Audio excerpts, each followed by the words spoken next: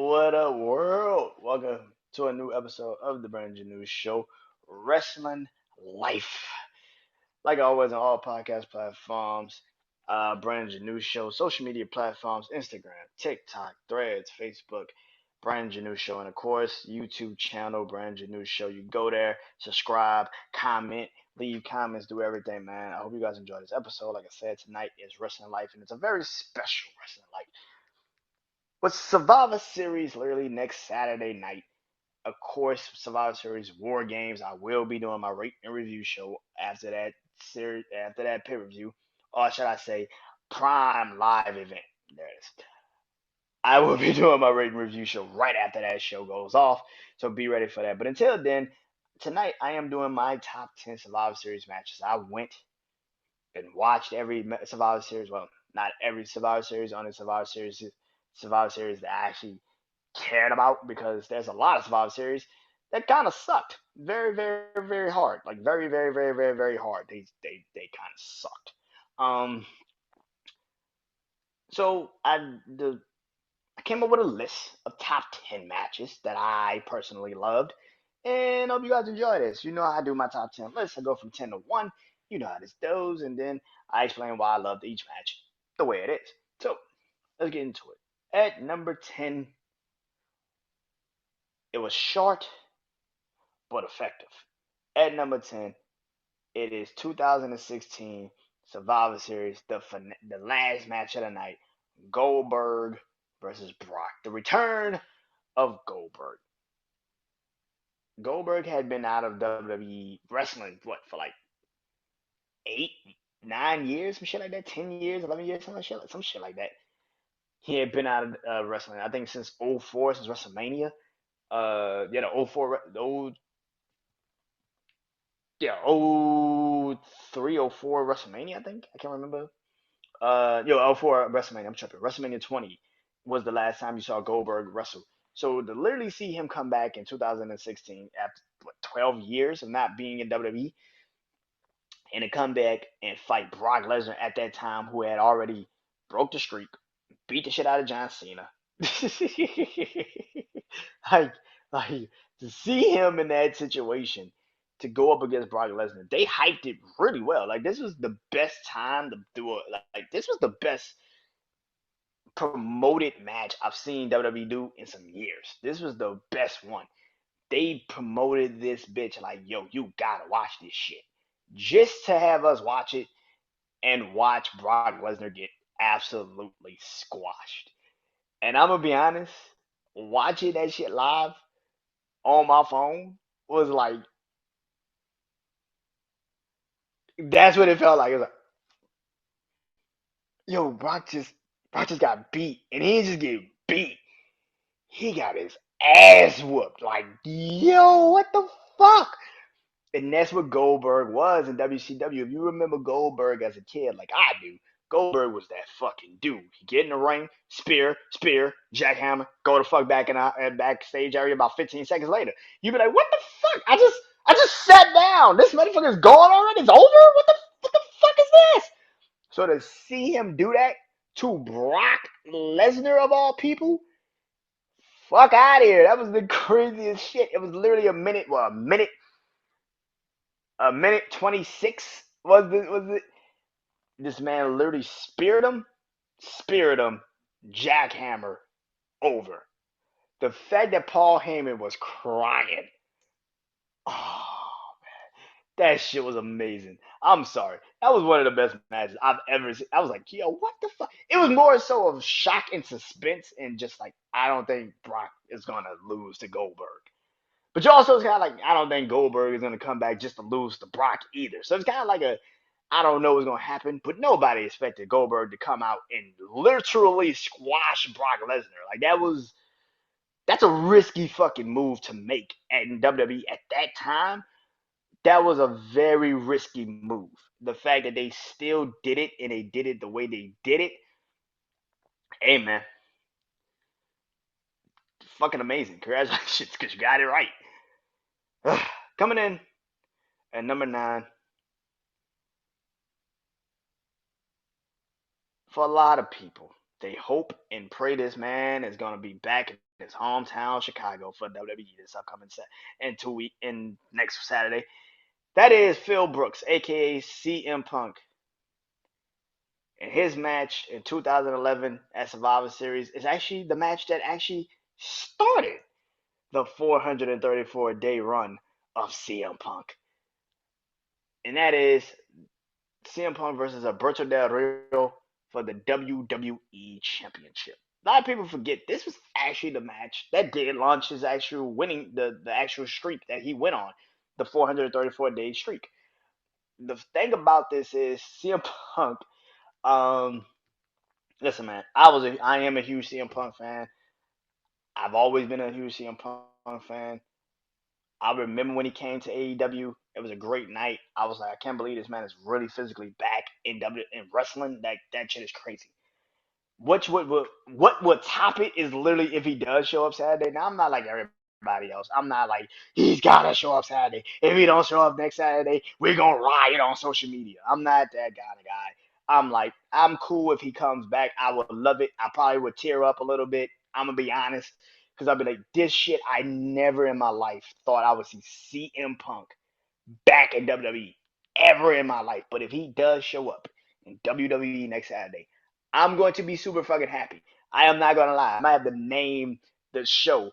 And Punk is back, by the way. Like I might have to name it that because it's like, yo, if he comes back, that is a moment, especially where his rise to success and fame really kicked in. Chicago, his hometown. And like I said, this match in MSG, I think it was in MSG. Yeah.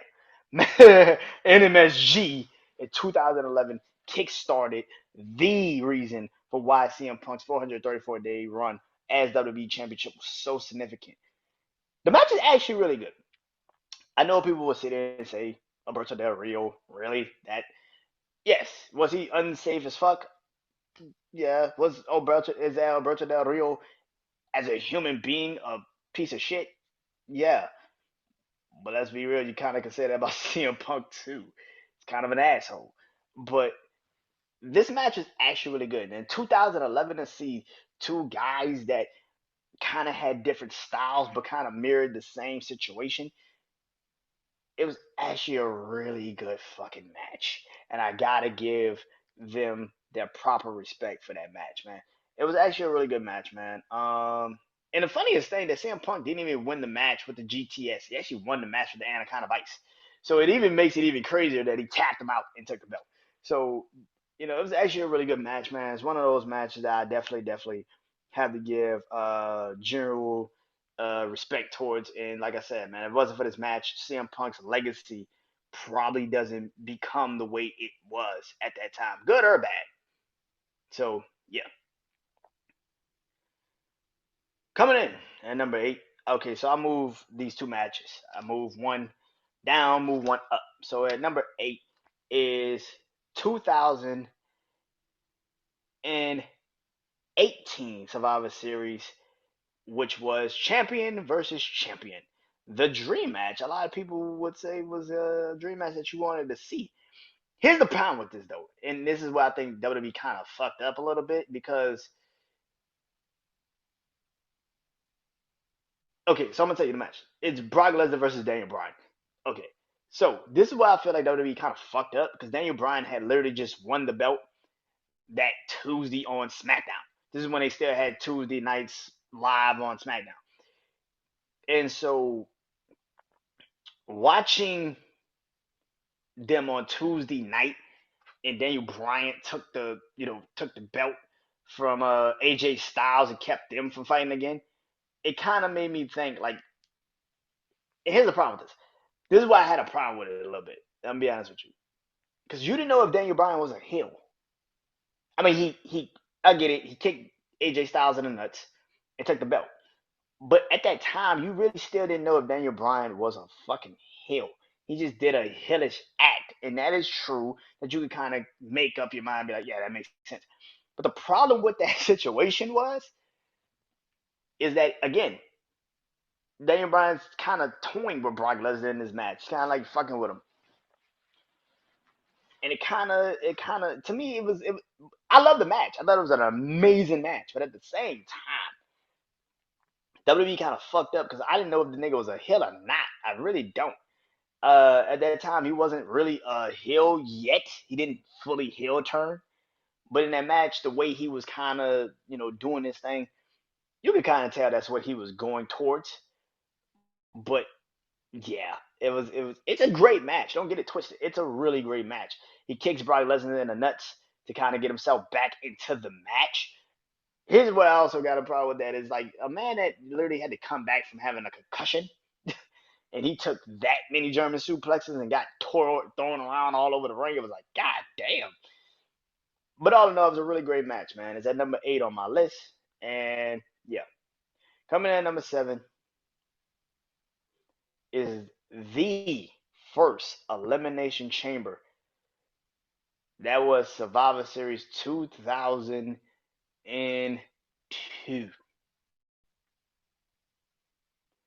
Madison Square Garden. Wait, 2002 or 2003? Oh shit. They was Yeah, it was 2002. 2002. I'm not tripping. I'm not tripping. Because Shawn Michaels came back in '02. So,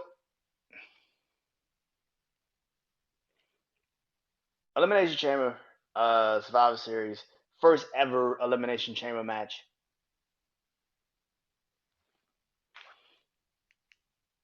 Shawn Michaels, Triple H, Kane, Booker T, Chris Jericho, and Rob Van Dam.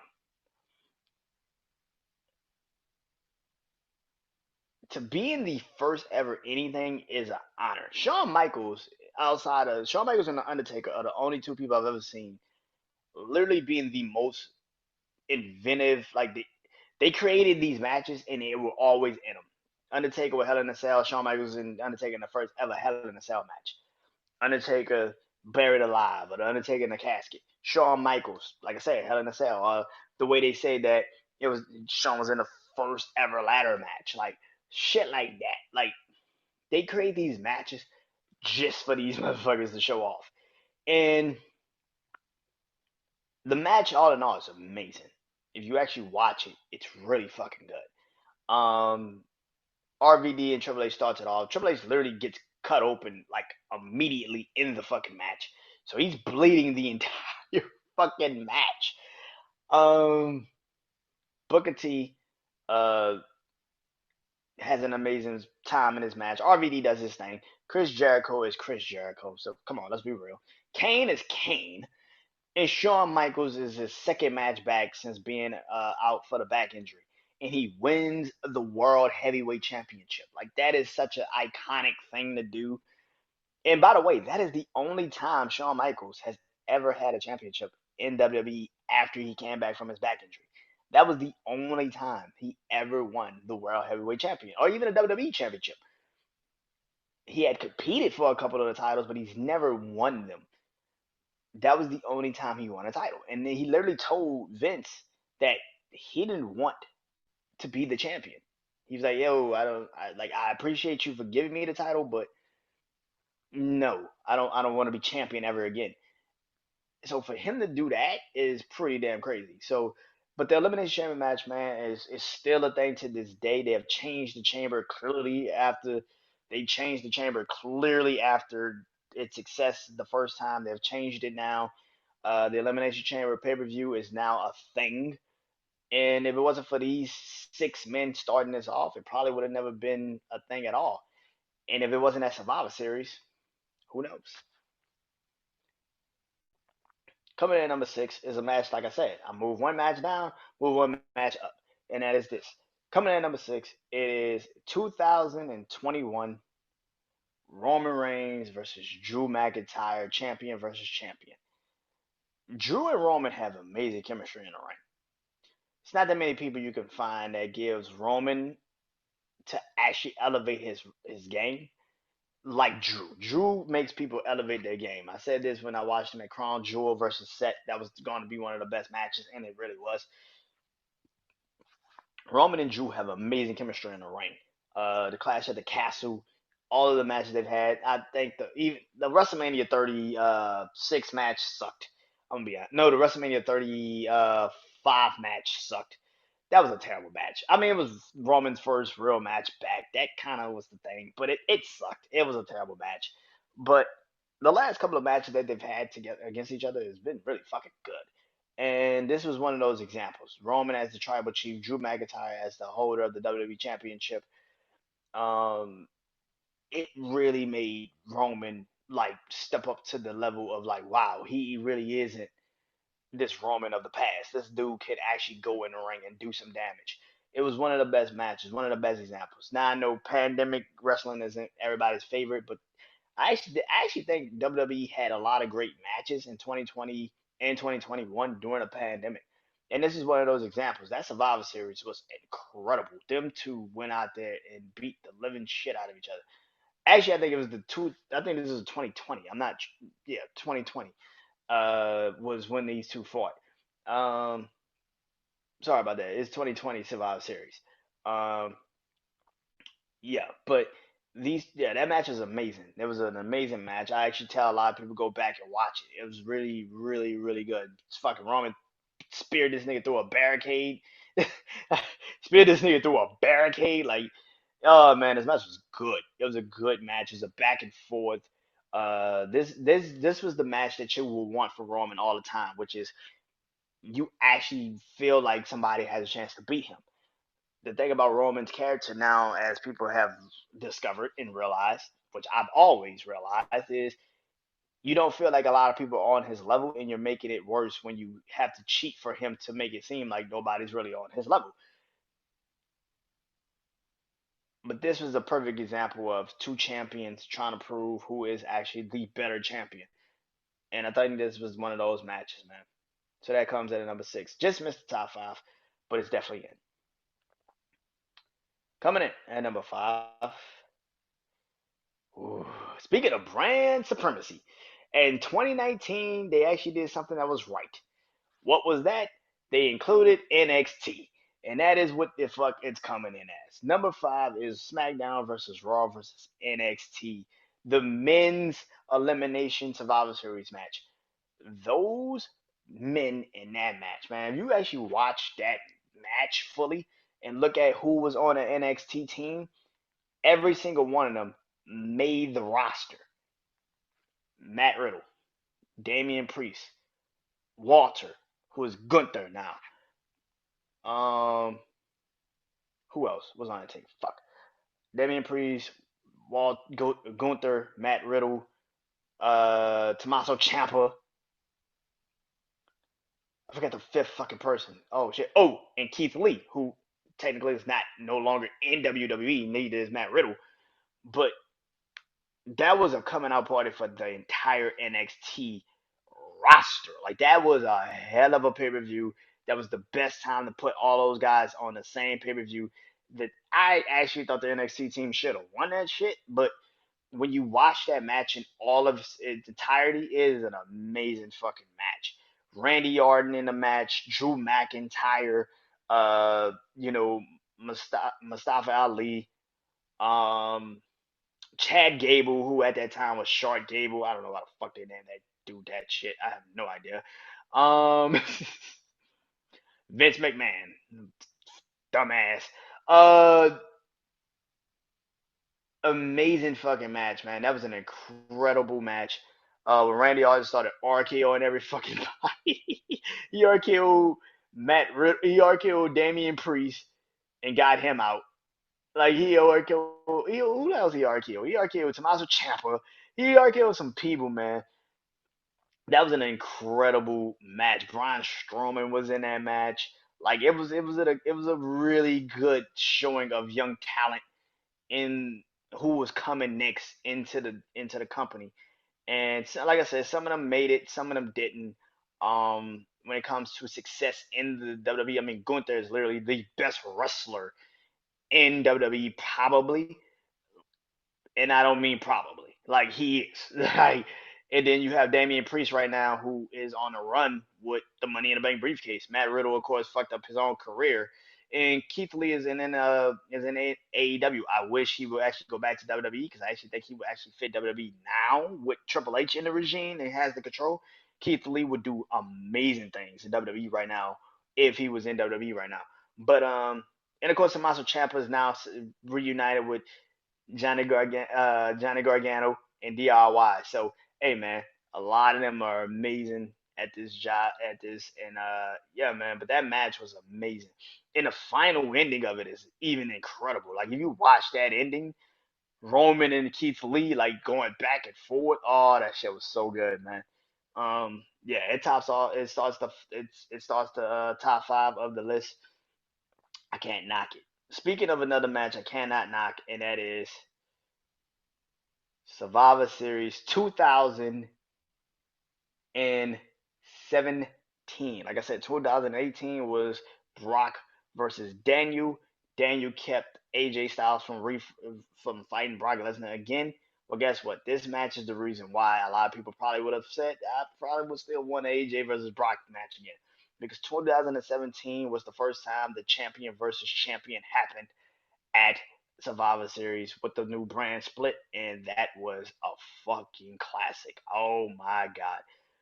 One of my favorite matches I think I've ever seen. Like Brock actually looked vulnerable. You know what's crazy? I like when you go. I heard Undertaker say this about fighting smaller guys, smaller than him, and how it just made sense. And he could, when he fought like the Kurt Angles and guys like that, he always knew how to help and push them further. Because Shawn Michaels and guys like that, say he always had his best matches against guys like that. And that's kind of what you can say about Brock Lesnar. His best matches come against Kurt Angles and CM Punks and AJ Styles and Daniel Bryan's and Seth Rollins. Like his best matches come against those types of caliber of guys because they can do all these things that Brock can kind of also do, which people don't fucking know. He can do that too. The man can fucking hit a moonsault off the top rope. He can fucking do these things. A shooting star press off the top rope. He can do it. AJ and Brock at Survivor Series in 2017 was the best match you could have asked for if you're going to have champion versus champion. Like, that is the best match you could have asked for. Like I said, I've had some matches on here Daniel Bryan and Brock, Roman and Drew, but that is the best match I've seen since they went to this decision. That was the best match. Like, it was clear cut the best fucking match. I had never seen two men that fit each other. They fit each other's styles beautifully. That shit was a classic. And yeah, it's at number four for me. Now, going back to 2016, man, I gotta go back to 2016. The beginning of the brand split. Like I said, Brock and Goldberg was the main event, but before the main event was this match, and that is SmackDown Live versus Team versus Raw, which was the first brand split Survivor Series of the new, like I said, the new brand split. And on this SmackDown Live team, they had Dean Ambrose, is now John Moxley, AJ Styles, Bray Wyatt, rest in peace, Randy Orton, and Shane McMahon, which, okay. Um, okay. Um, and on Team Raw was Roman Reigns, Seth Rollins, Braun Strowman, Kevin Owens, and Chris Jericho. Yeah, sign me the fuck up for that match. I'm in. Like, let's do this. What do I have to do to watch this match? Let's do it. This match was if they kept the brand split like this and they kept making the teams like this, I probably would be like, I understand why Survivor Series could be the big four. They fucked up somewhere. I don't know why, but they fucked up somewhere. Yes, I love the fact they went champion versus champion, take them out the brand split, take them out that particular matchup. But this was the perfect example of when you have your top fighters, your top guys on your respective brands actually prove that your brand is better. This was the best thing. It had an amazing match, had an amazing element. Chris Jericho and Kevin Owens pretty much showing you that at some point they were going to split up. Kevin Owens hitting Chris Jericho, hitting AJ Styles with the list of Jericho. Remember the list of Jericho? Yeah. Um, Chris Jericho getting offended that he got hit. He was hitting them with the list of Jericho and took an RKO and got eliminated. Shane McMahon took a hell of a spear by Roman Reigns in this match. I mean, that man got fucking concussed. Like that spear was nasty. Like shit, that nigga, boom, his head hit that fucking mat and was like, what the god damn. He took a hell of a spear. The Shield reunited for like a moment when Dean Ambrose came back and and, and helped Roman and Seth put AJ through a table. Like Seth does another amazing jump off. Seth doesn't jump off the top rope and RKO, and Randy Orton catches him with an RKO and Bray Wyatt pins him. Roman spear. Randy Orton takes the spear from Roman Reigns, which goes into the Sister Abigail from Bray Wyatt. Like this match was a fucking amazing match. Like if you actually go watch it, I watched this like 3 times just to make sure I wasn't tripping. This was incredible. Like oh my god. Like I said, they would have kept the brand split that way. I would have not have been mad. Like this would have been a really good reason to why Survivor Series a should be in the big four, the massive big four of the WWE. It is that type of caliber. But yeah, now let's get into it. Coming in at number 2. I know. Y'all probably like, where the fuck is this match? Where's that number 2? And that is, excuse me, the Alliance versus Team WWE. Now everybody remembers 2001. That is why I had to be like, hold on, wait a minute. 2001. Earlier with the Elimination Chamber. 2001 was the worst and best time for WWE, I guess, if you want to say it like that. WCW went out of business because of WWE buying the company. But WCW also had too many goddamn people under contract that they were paying to sit their ass at home. So they had to incorporate ECW to the damn party. And that gave us the opportunity to see RVD in WWE.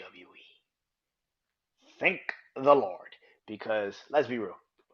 If you like me and you grew up like me, you watched ECW on some access show, like on some access channel at like Tuesdays and Fridays. And this shit used to come on and you used to watch it and it used to be blood. And you're like, what the fuck is this? And you used to watch it and you used to love it. And of course, like everybody, man, RVD was your favorite ECW wrestler. Like that was kind of obvious, man. Like the man was fucking flipping out the ring into the crowd. Not like he was jumping on the rope and then flipping it. No, this motherfucker was in the ring, hit the rope, come off the rope, run and flip into the crowd. Like you were like, yeah, I get it. I get it now. Mr. Monday Night. Got it. Yep. He's that guy. That's what he does. You were a huge fan of RVD. So to see him in WWE at this time was amazing. Booker T, of course, was literally the only star attraction for WCW at that time. He was the five-time World Heavyweight Champion. So it made sense. Shane was also on this alliance team along with Stone Cold Steve Austin, which a lot of people don't remember that Stone Cold actually got his start in WCW and in ECW, and Kurt Angle, who also a lot of people don't know, also kind of sort of probably well, he never got his start in ECW, but he actually went to the promotion to see what ECW was about. So it made sense to have these two in an alliance storyline. Now, for WWE, it would have been way better to probably put one of them in it, which was the Big Show with Chris Jericho, who really got their starts. Chris Jericho literally got his start in ECW, in WCW. Big Show, who got his start literally in WCW. So yeah, I mean it's kind of a weird, thing, but to say the least, this match was incredible, man. As a kid, 2001, yes, the storyline sucked, but at that time, you could tell me the storyline sucked.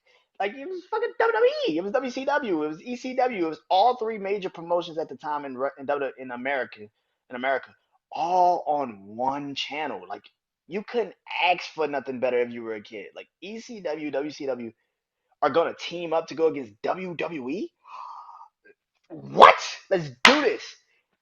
Yes, the storyline sucks now as I have gotten older, but at 7 years old when this shit happened, nigga, it wasn't bad. Like it was just like it was like, yeah, these matches kind of suck and they're stupid and they don't make any fucking sense.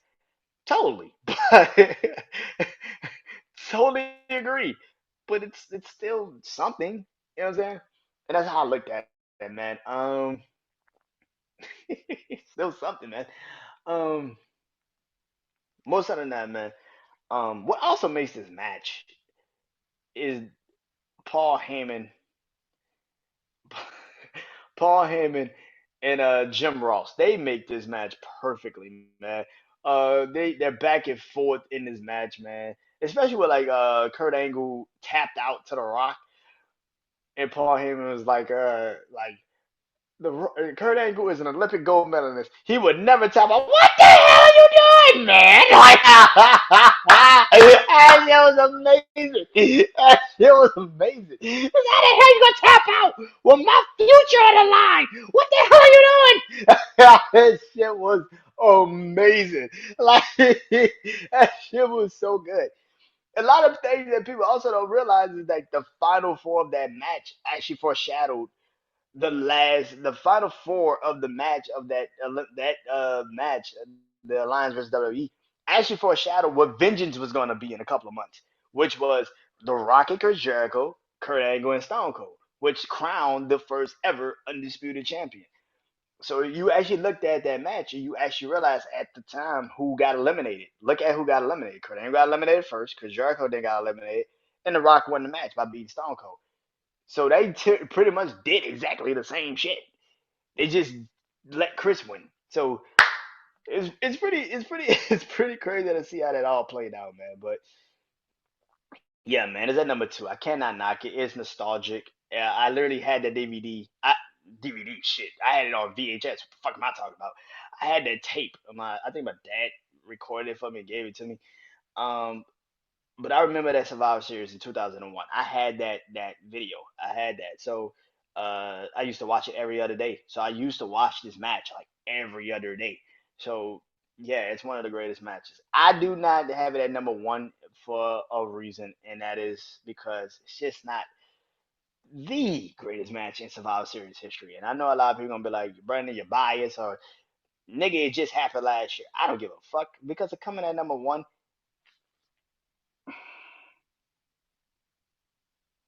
It's the Bloodline versus the Brawling Brutes. War Games. I think I said it right, right? Did I do it good? Okay, when this comes out, you're gonna know. War Games. Okay, that match was incredible. I fucking gotta be honest. I've watched War Games when it was in NXT. They had some really classic War Games matches in NXT, but this was the best. Like this shit was incredible. Now I don't know if this year's War Games is gonna actually top it because I don't think they have the same element of the storyline.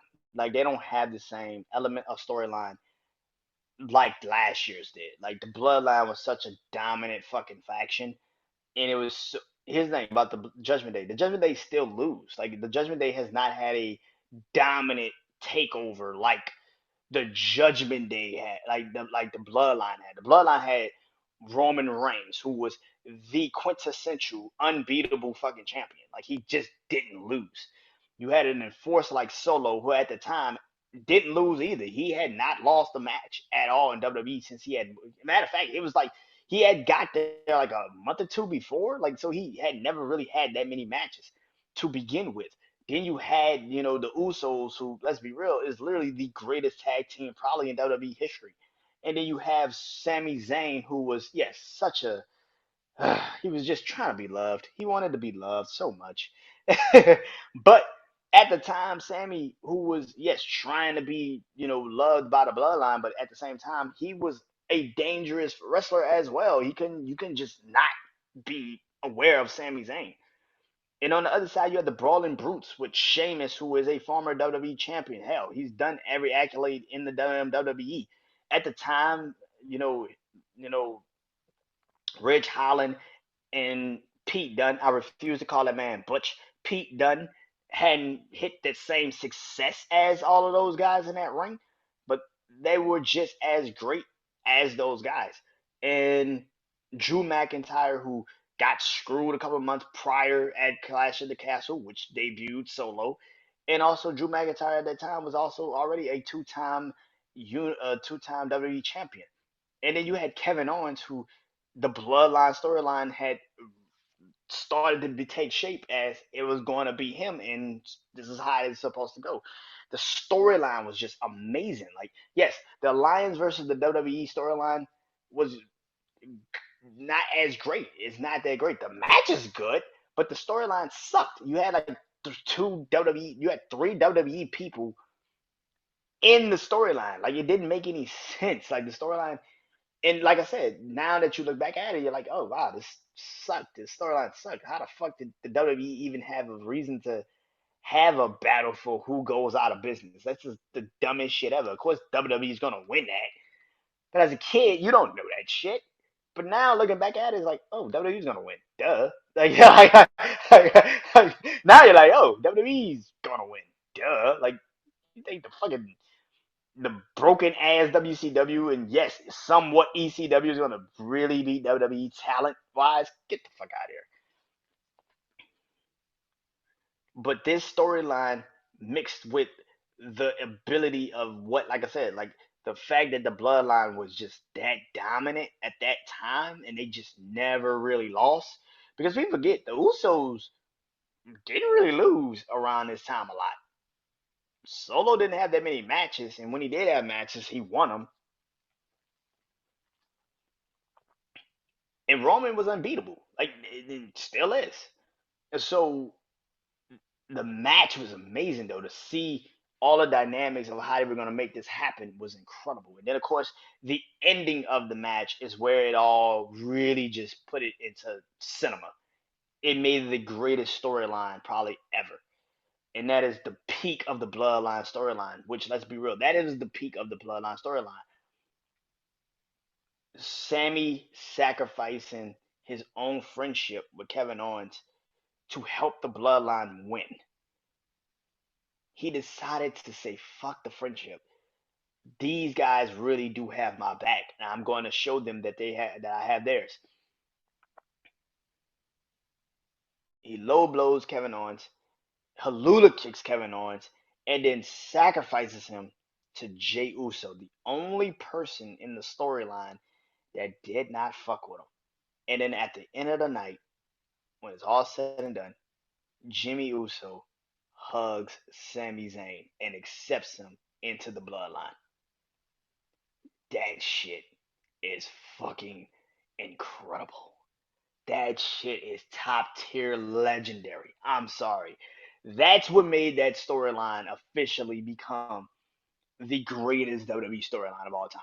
Like, it took all of that. The fact that Sammy actually protected Jimmy in the match before Jimmy got Jay in the match before Jimmy got in the cage tells you a lot. Then when Jimmy got in the cage, Jay started being like, "Get the fuck away from my brother! Like, you know, we ain't a part of this. You ain't with us." But when he needed him, Sammy was saving his ass. Like, every chance he got, he saved him. And even in the sense where Jay actually kicks Sammy in the face, and then Jimmy's like, "Yo, what the fuck you doing? Why you kick him in the face?" And he's trying to go pick him up, and like, man, fuck him. Let's go get like let's go handle this. It's amazing to see now how this storyline is because now Jay and Sammy are about to be in this year's War Games match, and it tells you right there and there how crazy that is. And they're on a winning team, by the way. So it's gonna be amazing to see. But for me, man, the Bloodline versus the Brawling Brutes last year, War Games match, it was pure cinema. It was the peak of the Bloodline. It's the greatest storytelling match that I've seen in a minute. And it's at number one, man. So again, that number one is the Bloodline versus the Brawling Brutes at War Games 2022. At number two is the Alliance versus the WWE Survivor Series 2001. Number three is SmackDown Live versus Raw 2016 Survivor Series. Number four is Brock Lesnar versus AJ Styles Survivor Series 2017. Number five is SmackDown versus Raw versus NXT 2019. Um, and number six, Roman Reigns versus Drew McIntyre 2020 Survivor Series. Number 7, Elimination Chamber, the first ever Elimination Chamber 2002 for the World Heavyweight Championship. And number 8 is Brock Lesnar versus Daniel Bryan in 2021. No, 2020. Lord Jesus. 2020, 2017. No, 2018 Survivor Series. Number 9 is CM Punk versus Alberto Del Rio, WWE Championship at Survivor Series 2011. And at number 10 is Brock Lesnar versus Goldberg 2016. Hope you guys enjoyed this. Like I said, next week, rate and review show Survivor Series. I will be back. Until then, I am BrandonJaneau. This is Wrestling Life. Peace. Oh, when this comes out, leave me your comments on who you think I left off of this list and who should have been on this list. And where do you rank all these matches to you? Till next time, I'm Brandon Janeau. Peace.